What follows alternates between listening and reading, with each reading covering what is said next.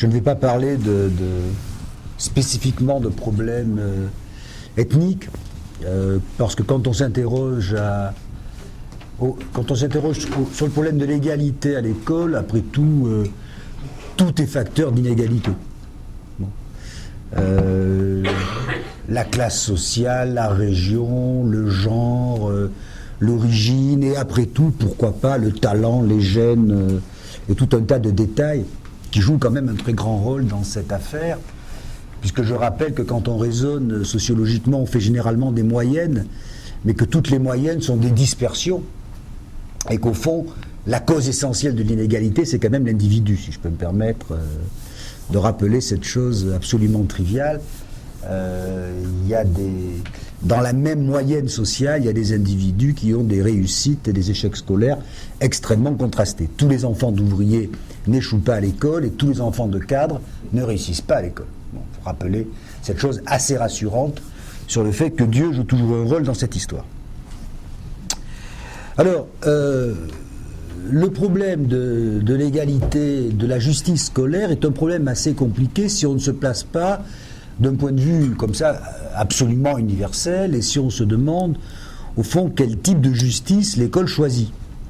Les conceptions de l'équité de la justice scolaire varient assez profondément, historiquement, dans le type de société où nous sommes, c'est-à-dire les sociétés démocratiques, modernes, etc., etc. Il y a d'abord eu, il faut le rappeler, des sociétés dans lesquelles les distances sociales étaient telles que la question ne se posait pas. Je veux dire que, grosso modo, jusqu'au XVIIIe siècle, il y a une école pour l'aristocratie, une école pour la bourgeoisie, et pas beaucoup d'écoles pour les autres. Et que, ma foi, c'est comme ça. Et que la justice ne se pose pas en ces termes. Ensuite, il y a encore aujourd'hui un grand nombre de sociétés dans lesquelles, au fond, il y a la juxtaposition d'une école de masse pour le peuple, dont l'objectif est d'alphabétiser les enfants pour construire la nation, pas pour créer de la justice sociale, à côté d'une école pour l'aristocratie et la bourgeoisie.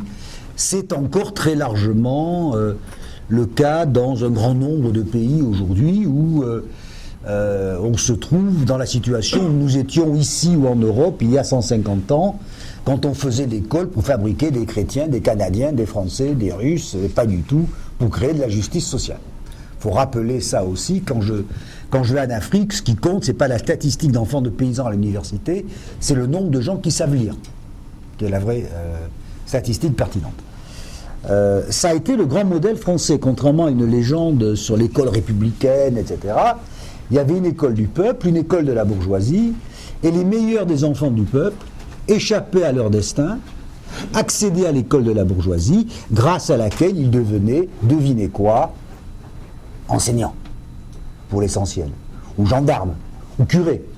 Enfin, toutes ces professions de flics de l'État-nation, d'une certaine manière, alors, avec des degrés divers dans la répression.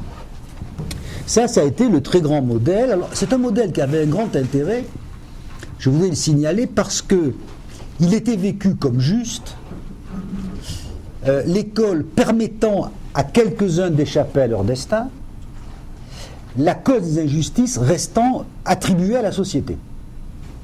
Hein? Les enfants d'ouvriers vont à l'école des ouvriers, parce que le capitalisme est ainsi fait, donc il faut s'en prendre au capitalisme.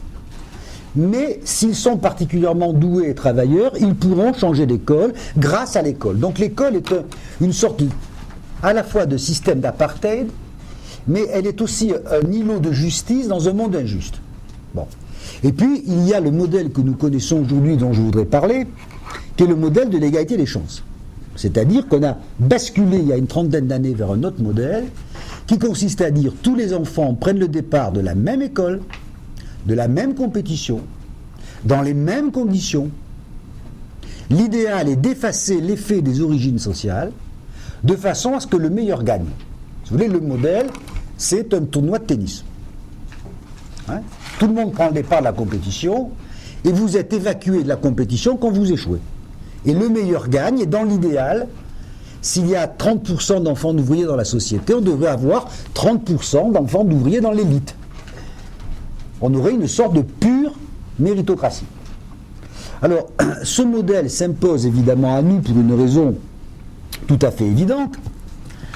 Ce modèle de l'égalité des chances s'impose à nous d'une manière complètement fondamentale, parce que nous sommes dans des sociétés qui ne cessent d'affirmer, et la tendance historique est très claire, que nous sommes égaux.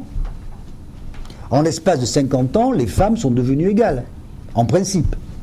Et d'ailleurs, elles sont tellement plus égales en principe qu'elles protestent bien plus fortement contre les inégalités qui subsistent.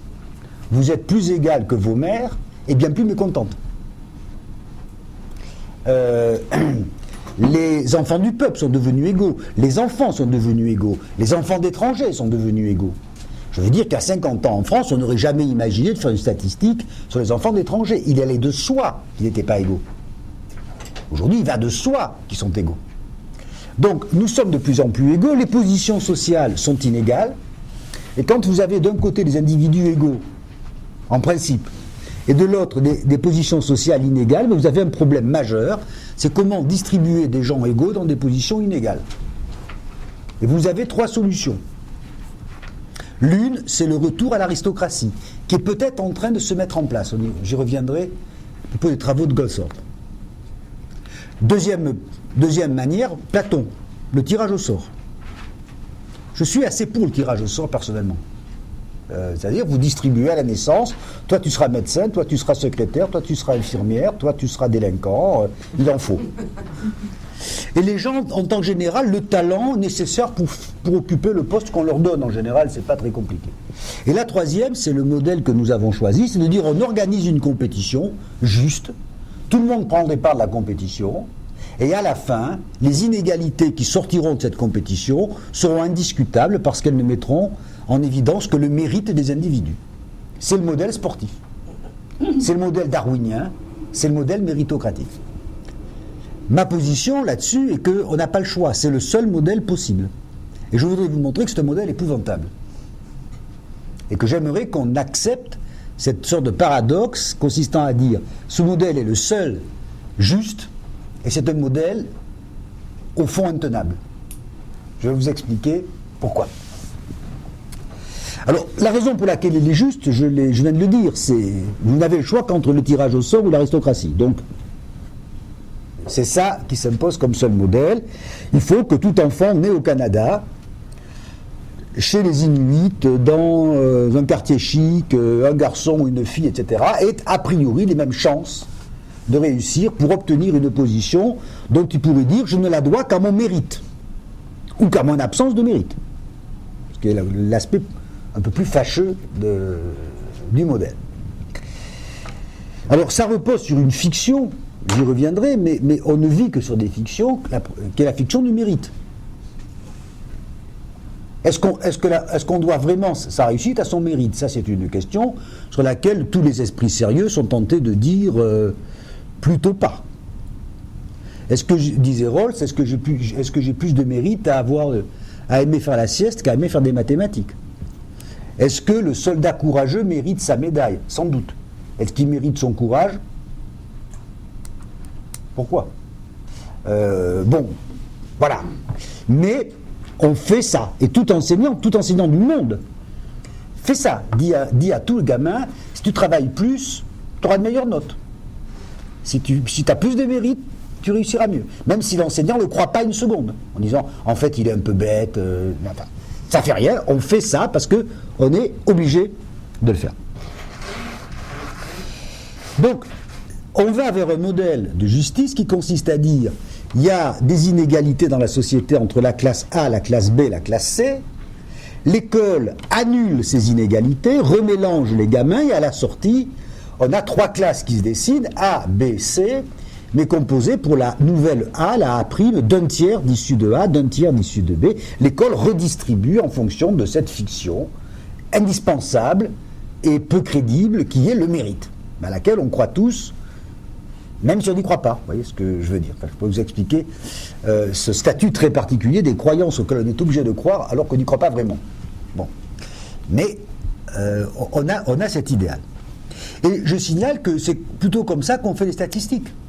On prend les grandes écoles, les meilleures, et on dit il n'y a que tant d'enfants d'ouvriers, tant de femmes, tant de natifs, tant d'issus de telle minorité. C'est pas juste. Il y a 15% de gens venant d'Haïti à Montréal, je dis n'importe quoi, il y en a beaucoup moins. Il devrait y en avoir 15% dans les meilleures filières de McGill. Voilà, c'est ça la justice. S'il y en a moins, c'est qu'il y a l'hyperversité. Alors, c'est un modèle évidemment qui introduit fondamentalement un thème qui n'est pas celui de l'égalité, qui est celui de la discrimination. Pourquoi en l'espace pourquoi il y a 20 ans, tout le monde pensait inégalité, et pourquoi tout le monde pense discrimination? Pourquoi le mot discrimination s'est installé comme ça? Mais c'est extrêmement simple. Il y a 20 ans, il y a 30 ans, on vous disait le grand scandale, c'est l'inégalité entre les places, entre les positions sociales. Et depuis 20 ans, on dit le grand scandale, ça n'est plus l'inégalité entre les positions sociales, c'est l'inégalité d'accès aux positions inégales. Bon, il y a ici des femmes, je vais prendre un exemple pour bien me faire comprendre. Les femmes pourraient dire deux choses. Je veux réduire l'inégalité de place entre les hommes et les femmes, ce qu'elles disent. Mais elles pourraient dire aussi, j'accepte qu'il y a des inégalités sociales, et je veux que les femmes accèdent à égalité de chance aux mêmes inégalités sociales que les hommes. C'est plutôt ce qu'elles disent aujourd'hui dans le thème de la lutte contre les discriminations. Il y a 50% de femmes dans la société, il faut qu'il y ait 50% de femmes, médecins, cadres, avocats, etc. Elles ne mettent pas en cause l'inégalité entre les médecins et les ouvriers. Elles disent il faut qu'on ait la même chance d'être inégal que les hommes. Ce qui est un tout autre raisonnement que le raisonnement socialiste, si vous voulez, qui disait le scandale c'est l'inégalité elle-même, il faut la réduire, sans forcément que les enfants changent de position. Je ne sais pas si je me fais comprendre. C'est un basculement énorme. Quand je faisais des enquêtes sur la classe ouvrière il y a 30 ans, les gens me disaient, moi je suis ouvrier parce que nous les ouvriers on ne faisait pas d'études, parce que la société capitaliste fait que nous les ouvriers, on ne fait pas d'études. Aujourd'hui, les gens que j'interroge en disant pourquoi vous êtes ouvrier me disent parce que j'ai échoué à l'école. Si j'avais pas échoué à l'école, voilà. Et ce que je revendique, c'est que mon fils ait des chances de ne plus être ouvrier. Il y a 30 ans, il disait ce que je revendique, c'est que mon fils qui sera ouvrier soit dans une meilleure position que la mienne. Qu'on améliore la position ouvrière. Je voudrais bien faire comprendre ce que signifie discrimination pour que les mots sortent de cette espèce de politiquement correct qui est un peu pénible, en tout cas du côté de l'Atlantique sur lequel je vis. Donc on est rentré dans ce système qui est l'idéal quand il y a des émeutes en France dans les banlieues, des trotskistes à Sarkozy, c'est égalité des chances. Tout le monde vous dit égalité des chances, égalité des chances. C'est le leitmotiv.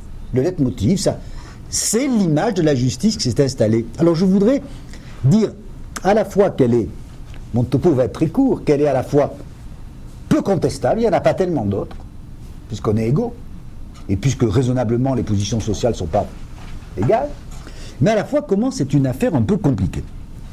D'abord, en tant que sociologue, je dois rappeler que c'est un projet à la réalisation extrêmement improbable.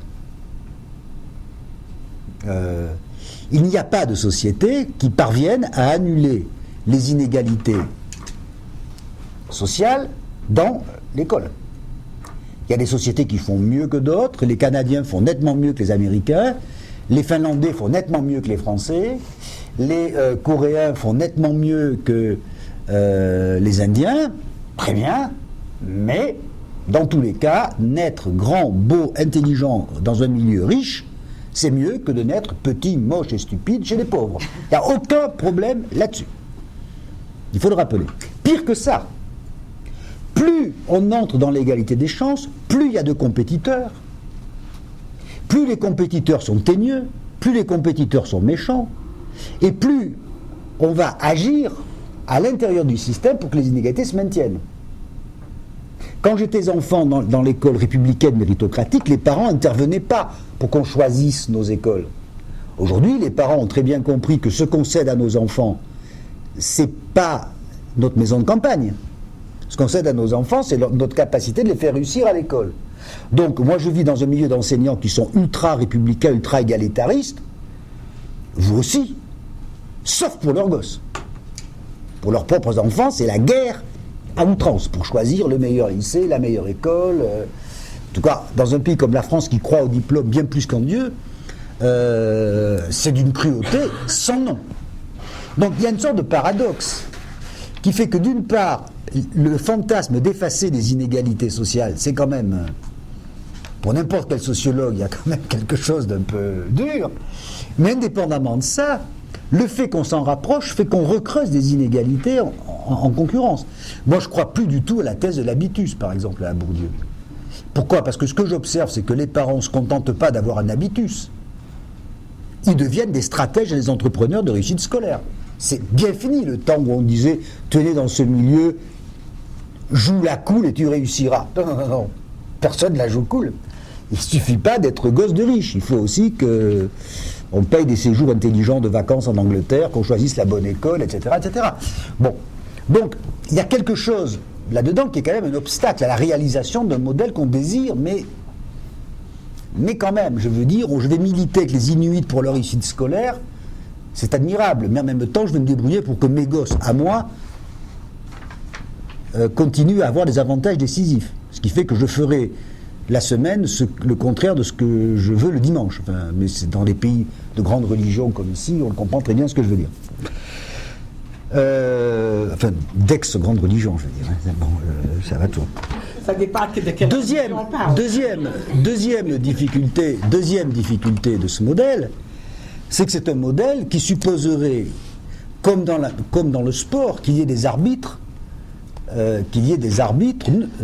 objectifs, neutres.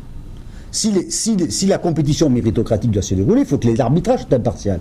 Or, toute la sociologie de l'éducation, toute, nous apprend que non seulement la demande n'est pas égalitaire, ce que je viens de dire, mais l'offre n'est pas égalitaire. Et l'offre n'est pas égalitaire pour une raison très simple. C'est que les arbitres participent au match. Qu'est-ce que c'est qu'un enseignant ? C'est quelqu'un qui arbitre un match de hockey en ayant ses enfants qui jouent dans une équipe. Et oui, il préfère les enfants blonds aux yeux bleus en général. Comme les siens. En général. C'est pas qu'il les préfère subjectivement. C'est que quand on fait une étude de docimologie, comme par hasard, ils sont mieux notés. Comme par hasard, le niveau d'influence des parents est meilleur. Comme par hasard, etc., etc. C'est pas un scandale. Mais les gens qui s'étaient posé cette question autrefois, quand je travaillais sur l'institution, j'avais remarqué que quelqu'un comme Condorcet en France, qui est le père du modèle scolaire français, si vous voulez, avait pensé que les enseignants devaient être célibataires, qu'ils ne fassent pas d'enfants. Parce que s'ils font des enfants, il a expliqué, ils vont considérer que l'école est à eux. Et aujourd'hui, c'est le pire du pire, puisque c'est que des femmes qui ont des enfants. Les enseignants. Vous voyez, c'est l'horreur absolue de ce point de vue-là. C'est la tricherie généralisée. N'enregistrez pas cette phrase qui est une plaisanterie, je le dis à la caméra, au cas où on me ferait un procès. La télé ferait 30 secondes. Le cas, voilà. Donc je fais tout de suite, je vous fais un procès pour diffamation. Vous comprenez bien ce que je veux dire. D'ailleurs, moi et vous, on est pareil là-dessus, c'est pas la peine. Troisième critique qu'on peut faire à ce modèle de la lutte contre les discriminations, c'est que, évidemment, le modèle de l'égalité méritocratique des chances est un modèle d'une extrême cruauté. Parce que c'est un modèle qui prive le vaincu de toute consolation. Quand vous êtes dans l'ancien système injuste, ce qui vous arrive est la faute à la société, aux capitalistes, aux patrons, aux bourgeois, aux Anglais, enfin ce que vous voulez. Dans un système méritocratique, ce qui vous arrive, c'est de votre faute à vous. Et on pourrait montrer d'ailleurs que l'école pratique un véritable acharnement visant à bien contraindre chaque famille et chaque élève du fait qu'elle est responsable de son destin. Si je veux que les élites qui sortent de ce système se sentent légitimes, il faut que ceux qui échouent se sentent coupables. C'est le raisonnement, c'est le point nécessaire de ce système. Donc, évidemment, on est très déçus par ce système. On a tous mis en place des systèmes de ce style partout, aux États-Unis, au Canada, partout. Et partout, on est déçus. L'école est plutôt plus juste qu'elle n'était qu'avant. Elle est plus juste, socialement. Elle est plutôt plus égalitaire. Mais, en même temps, elle est beaucoup moins égalitaire que c'était supposé au départ, fatalement. Mais surtout, c'est elle qui produit les inégalités qu'elle dénonce. Avant, c'était le système. Maintenant, c'est l'école elle-même qui prend la décision. En même temps, on observe évidemment partout un désintérêt des gamins pour les études et une violence scolaire latente de plus en plus forte. Pourquoi ? Parce que les élèves peuvent se demander légitimement pourquoi on les fait jouer dans un match où ils vont certainement perdre. Et comment convaincre un élève d'aller à l'école alors qu'il sait qu'il va perdre ? Et oui, avant, il avait au moins la chance qu'il n'y jouait longtemps que s'il allait gagner. Et qu'aujourd'hui, on scolarise les gens jusqu'à 18 ans, 20 ans, etc. Bon. Et puis, donc, vous avez de plus en plus de violence et de plus en plus de désintérêt.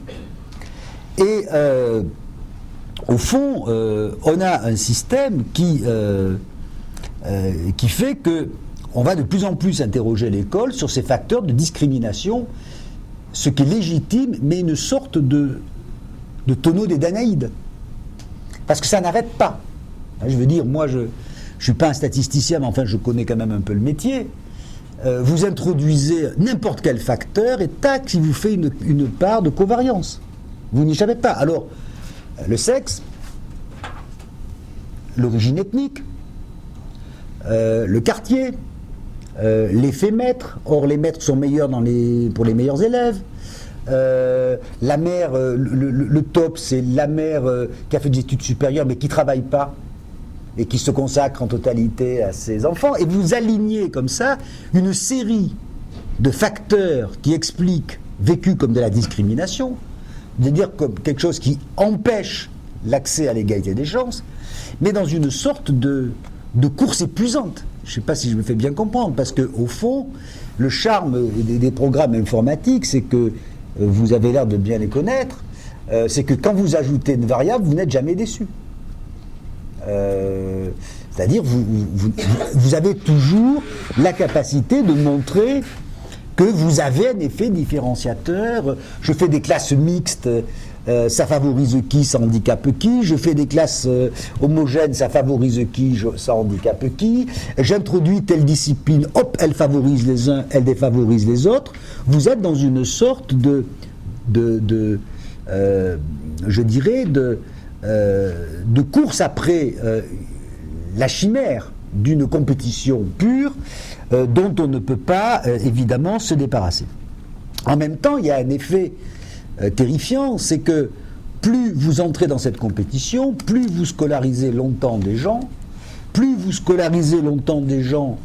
plus vous faites que la compétition est cruelle parce que les diplômes ont une emprise très forte sur la vie professionnelle, et plus à ce moment-là les inégalités issues du monde scolaire se transforment en inégalités sociales. Je ne sais pas si je me fais comprendre. Puisque malheureusement, au Canada comme en France, on a plus de facilité pour créer des diplômes que pour créer des emplois. Ou des emplois qui correspondent aux diplômes. C'est-à-dire, moi je viens d'un pays où 70% des gens ont le baccalauréat. Il y a donc des gens avec le baccalauréat qui sont caissiers de supermarché. Les Français sont scandalisés qu'on ait des caissiers de supermarché avec le baccalauréat. Il n'y a aucune raison de l'être. Parce qu'on ne peut pas créer 70% d'enfants de cadres, ce qui était le cas il y a d'emplois de cadres. On ne peut pas les créer. Donc vous avez des phénomènes de déclassement qui se créent, et voyez, qui créent cette espèce de course à l'infini. Donc moi je crois qu'il faut viser, je m'empresse de dire je suis politiquement très convenable, il faut viser la lutte contre les discriminations, il faut tout faire, il faut faire des discriminations positives, il faut donner plus à ceux qui ont moins, il faut que les pauvres soient plus compétents, il faut éviter tout regroupement ethnique, il faut éviter toute discipline qui, mais au bout du compte, il y a une sorte de...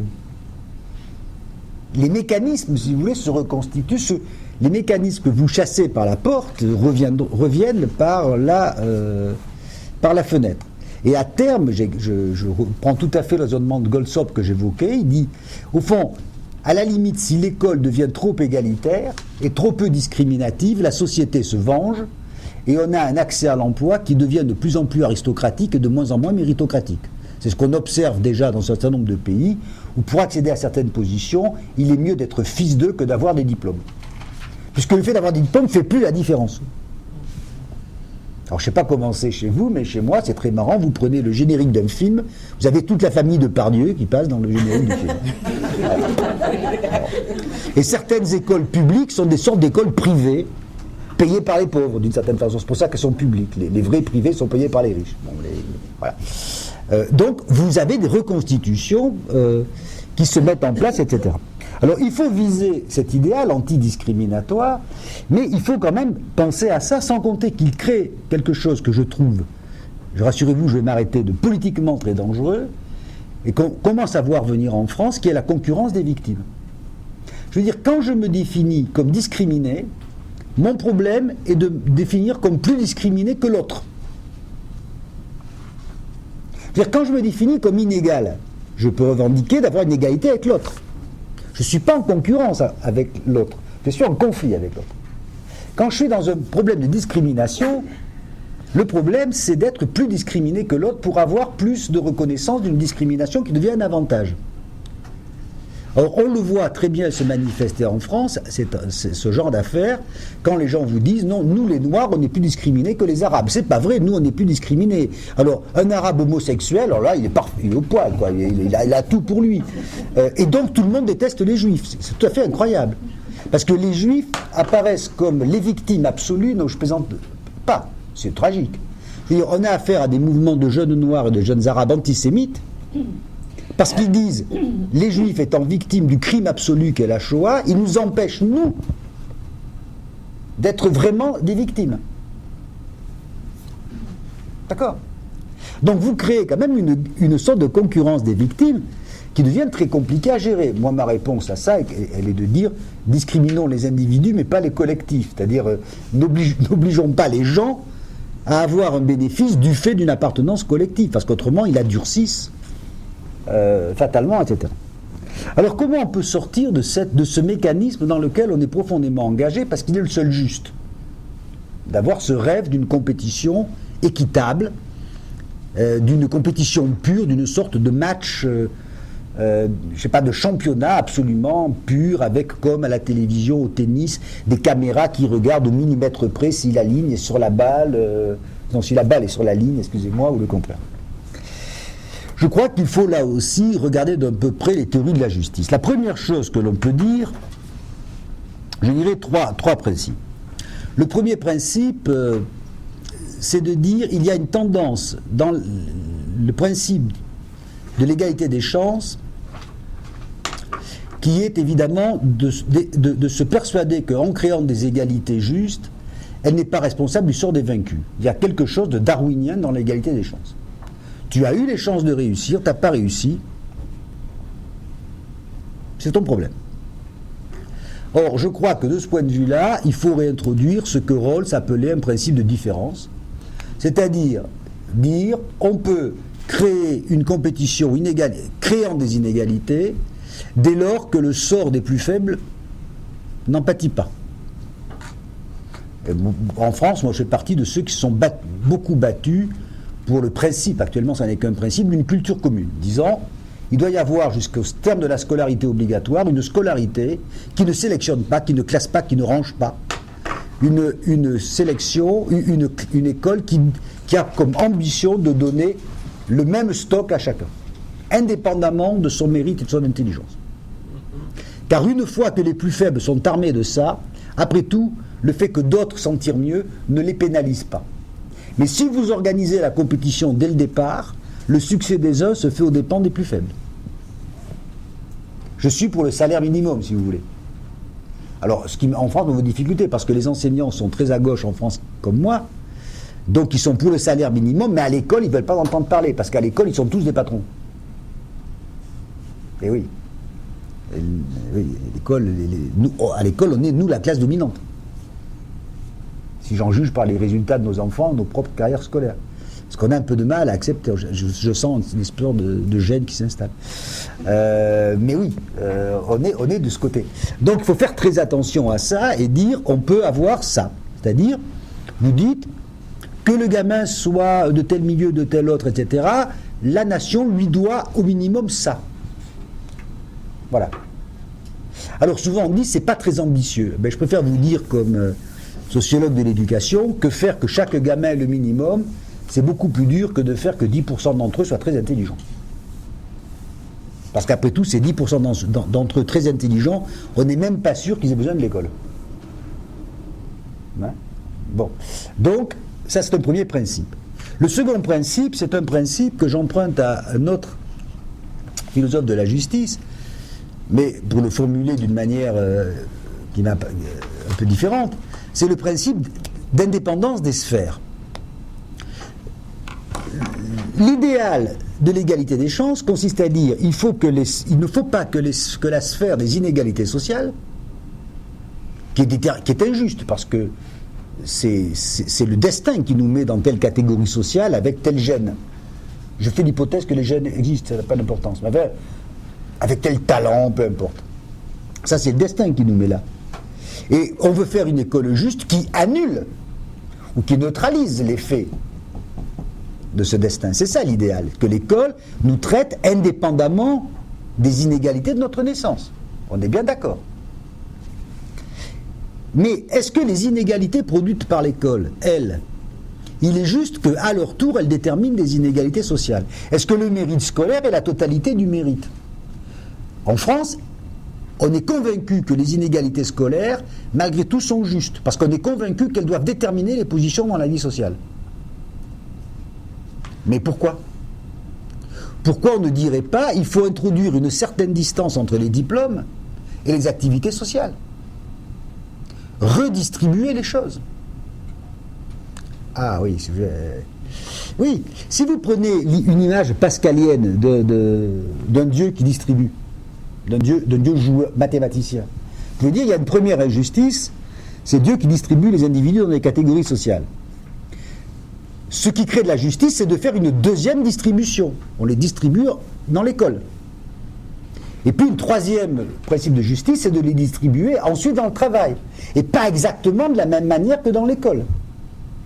Parce que quand vous jouez 3 parties de cartes, vous avez plus de chances de ne pas être ruiné que si vous n'en jouez qu'une, vous avez la chance de tout gagner ou de tout perdre. Donc, il faudrait que l'on soit capable de dire il est bon que l'école ait une emprise sur les carrières sociales, mais il est bon que l'école n'ait pas toute l'emprise sur les carrières sociales, de manière à ce que les vaincus de l'école puissent rejouer. Alors je sais que les Canadiens le font mieux, mais nous en France on est nuls là-dessus. On est tellement convaincus que les diplômes sont décisifs que les gamins vous disent à 17 ans, ma vie elle est jouée, quoi, en fonction de mes performances scolaires. Donc on pourrait dire, un monde plus juste, c'est un monde où au fond, comme dans le sport, c'est ça l'avantage du sport sur d'autres activités, c'est que dans le sport, on rejoue les matchs. Et on a perdu un match, on recommence. Dans le système scolaire français, quand on a perdu un match, on ne recommence pas. En réalité, où on recommence dans une division très inférieure. Ce qui fait que les élites sont très arrogantes et que les vaincus sont très en colère, parce qu'ils ont le sentiment d'avoir été humiliés. Donc, on pourrait réfléchir sur quelles sont les compétences que dégage l'école et au nom de quoi doivent-elles avoir une emprise limitée sur des compétences nécessaires ailleurs, etc. Et puis la troisième chose, évidemment, ce serait de sortir du modèle de l'égalité des chances au nom de ce que Durkheim, pour lequel j'ai une tendresse géographique, puisque je lui succède à Bordeaux, au nom de ce que Durkheim appelait une éducation morale. C'est-à-dire, l'école devrait distribuer des biens moraux indépendants des performances des enfants. Par exemple, la confiance en soi. Par exemple, la capacité de discuter avec les autres. Par exemple, une estime de soi. Par exemple, un certain nombre de principes et de valeurs qui n'ont pas à être indexés sur les performances en mathématiques. Donc la question qui se pose sérieusement à l'école, c'est pas de comment faire que les élèves soient égaux, c'est comment traiter comme des égaux des élèves qui sont par définition traités inégalement par l'école. Puisque l'école est une machine qui prend des enfants égaux pour en faire des élèves inégaux. Si demain l'école ne classe plus les élèves, plus personne n'y met ses gosses. Ça n'a plus aucun intérêt de mettre ses gosses à l'école si on ne les y classe pas. Oui, c'est-à-dire si on ne crée pas de différences qui seront efficaces socialement. Donc, il y a une question qui se pose, c'est qu'est-ce que l'école doit transmettre en termes de valeurs et de subjectivité, si vous voulez, qui soit pas indexé sur les performances des gamins. Alors voilà ce que je voulais vous dire pour un peu nous défroisser en début d'après-midi. Dire que je suis évidemment favorable à l'égalité des chances, nanana, que je peux vous parler pendant 3 heures de tous les facteurs sur la discrimination qui font que tout le monde n'est pas égaux devant l'école. Ce que je voulais interroger, c'est le modèle lui-même, pour dire que il faut être pour l'égalité des chances, mais il ne faut pas être dupe de l'extrême paradoxe et cruauté de ce modèle, et qu'il serait peut-être temps, plutôt que de trépigner sur l'égalité et discrimination, voir comment on peut rendre un modèle supportable et vivable. Alors c'est extrêmement difficile à faire, je ne le cache pas, pour 2 raisons, et je m'arrête. Le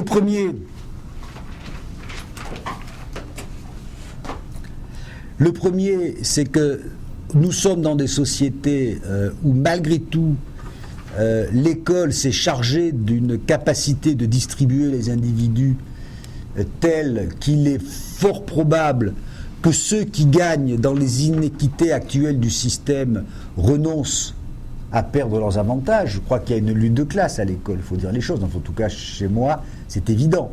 Je veux dire, il n'y a pas de gauche et de droite là-dessus. Il n'y a que des égoïsmes coagulés. Bon.